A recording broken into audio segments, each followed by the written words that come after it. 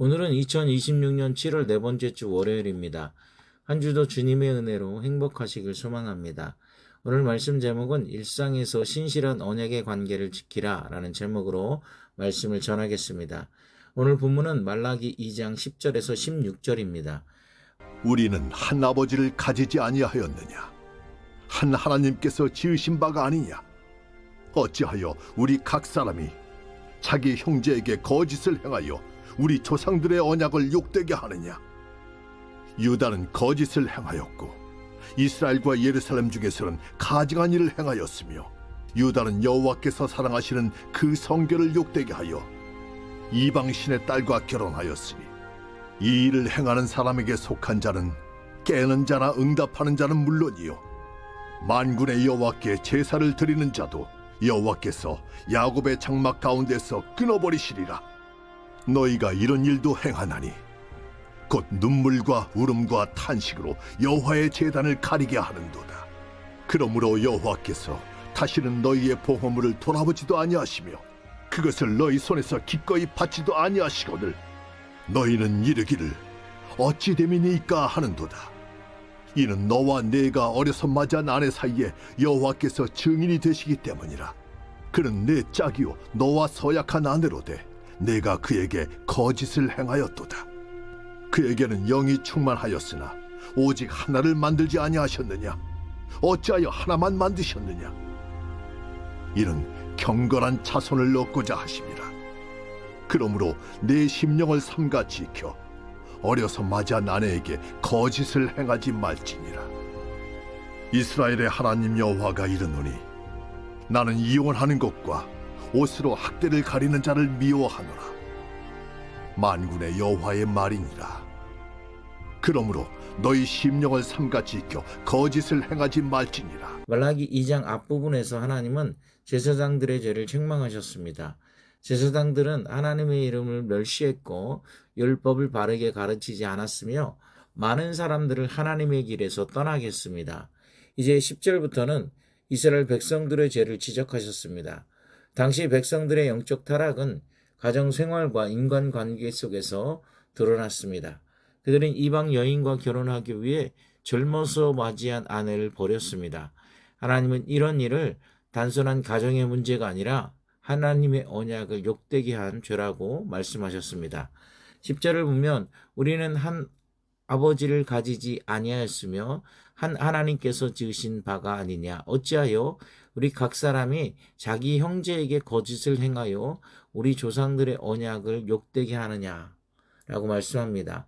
이스라엘 백성들은 한 하나님을 아버지로 모시는 언약 공동체였습니다. 그러므로 한 사람이 다른 사람에게 거짓을 행하고 신의를 저버리는 것은 개인적인 잘못으로 끝나지 않았습니다. 그것은 하나님의 백성 전체를 묶어주는 언약을 욕되게 하는 일이었습니다. 여기에서 중요한 사실을 우리가 깨닫게 되는데요. 하나님과의 관계는 사람과의 관계를 통해서 드러난다는 겁니다. 하나님을 사랑한다고 하면서 가장 가까운 사람에게 거짓을 행하고 약속을 가볍게 여기며 상처를 주는 삶을 살아서는 안 된다는 사실을 우리가 기억해야 합니다. 당시 이스라엘 백성들은 많은 어려움 속에서 성전을 재건했습니다. 그러나 시간이 지나도 그들이 기대했던 영광과 번영이 나타나지 않자 영적인 침체에 빠져들게 되었습니다.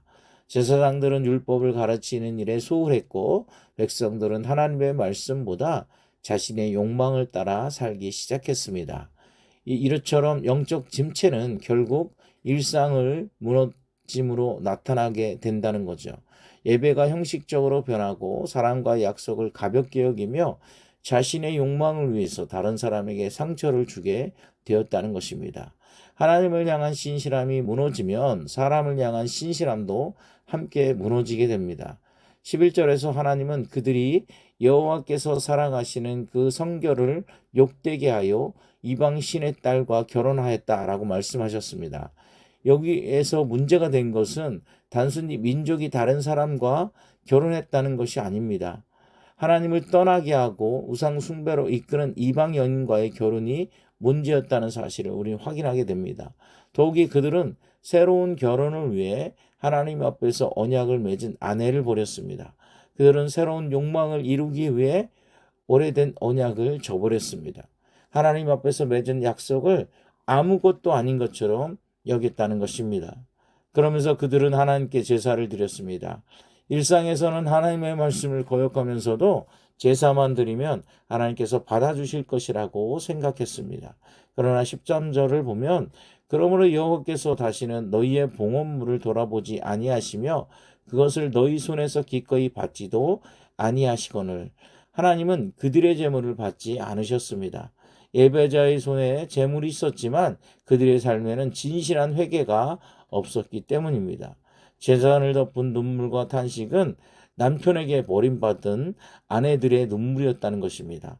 하나님은 예배자의 찬송만 들으시는 분이 아니라 그 예배자로 인해 상처받은 사람들의 울음도 들으신다는 사실을 우리가 기억해야 합니다.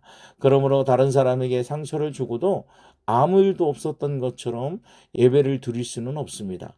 하나님은 우리가 드리는 예물만 보시는 것이 아니라 우리의 삶과 관계도 함께 보신다는 사실을 우리가 기억해야 합니다. 참된 회개는 재물을 드리는 데서 끝나지 않습니다. 잘못을 인정하고 상처를 준 사람에게 사과하며 무너진 관계를 바로 세우려는 행동이 뒤따라야 한다는 것입니다. 삶의 변화가 없는 예배는 하나님이 기뻐 받으시는 예배가 될 수 없습니다. 14절에서 하나님은 이렇게 말씀하십니다.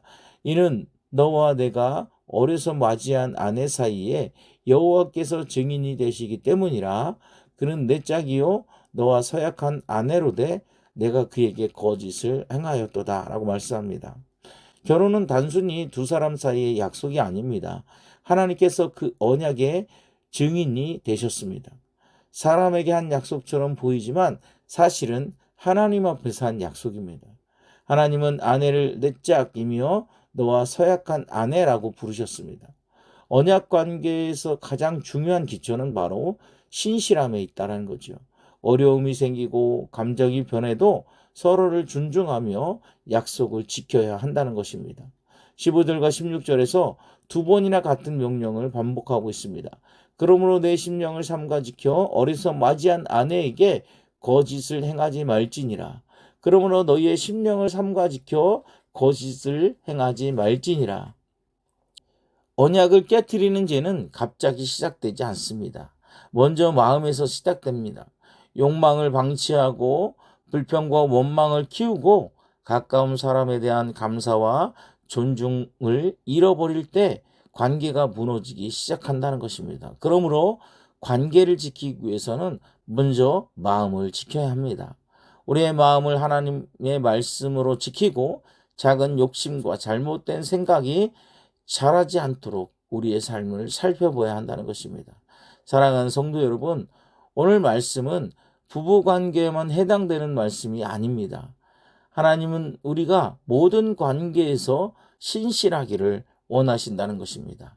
가정에서 신실해야 하고 교회에서 신실해야 하며 직장과 이웃과의 관계에서도 신실해야 합니다.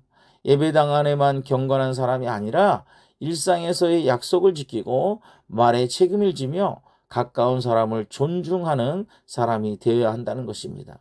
우리는 문제가 생길 때에 환경을 탓하거나 다른 사람을 원망하기 쉽습니다. 그러나 오늘 말씀은 먼저 자신의 마음을 살필 것을 권면하고 있다는 것입니다. 내가 지켜야 할 약속을 소홀히 여기고 있지는 않은지, 가까운 사람에게 상처를 주고 있지는 않은지, 예배는 드리면서 삶에서는 거짓을 행하고 있지는 않은지를 돌아보아야 한다는 것입니다. 오늘도 우리의 심령을 삼가 지키기를 소망합니다. 하나님과 맺은 믿음의 언약을 소중히 하고 하나님께 맡겨주신 사람들과의 관계를 신실하게 지키기를 소망합니다. 그래야 해서 우리의 예배와 삶이 하나 되고 일상의 모든 관계 속에서 신실하신 하나님의 성품을 나타내며 살아가는 우리 모두가 되기를 주님의 이름으로 간절히 축원합니다. 주기도문 하시겠습니다.